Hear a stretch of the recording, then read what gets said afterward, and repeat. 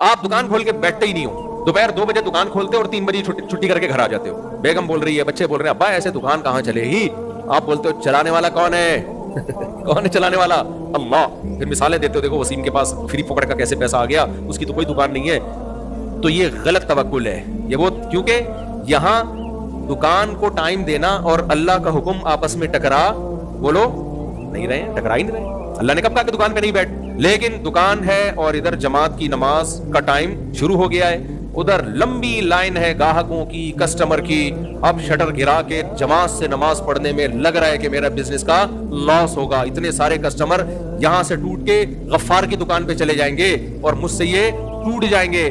ایسے موقع پہ اللہ کیا کہتا ہے؟ دکان کھولو یا بند کر کے مسجد میں جماعت سے نماز پڑھو. بولو نا ادھر توجہ. یہاں اللہ کا حکم اور کمانے کے اسباب آپس میں ٹکرا رہے ہیں. ایسے موقع کے لیے یہ آیت ہے, وَمَن يَتَوَكَّلْ عَلَى اللَّهِ, جو اللہ پہ اعتماد کرتا ہے اللہ اس کے لیے کافی ہو جاتا ہے. وَيَرْزُقُهُ مِنْ حَيْثُ لَا يَحْتَسِبْ. اب سوال پیدا ہوتا ہے, کیسی عجیب آیت ہے. اللہ کہتے ہیں میں اس کے لیے کافی اور اس کو روزی دوں گا. اب انسانی عقل کہتی ہے روزی کیسے دے گا اللہ؟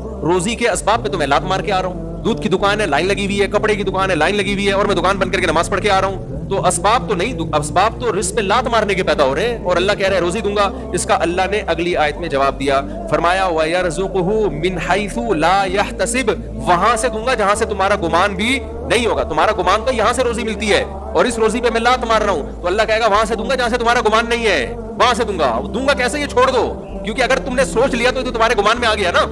تبھی علماء کہتے ہیں وہاں سے روزی آنا جہاں سے گمان ہی نہ ہو, یہ ایک ظاہری علامت ہے کہ یہ خاص کس کی طرف سے گفٹ ہے, یہ اللہ کی طرف سے گفٹ ہے آپ کی کسی نیکی کے صلے میں.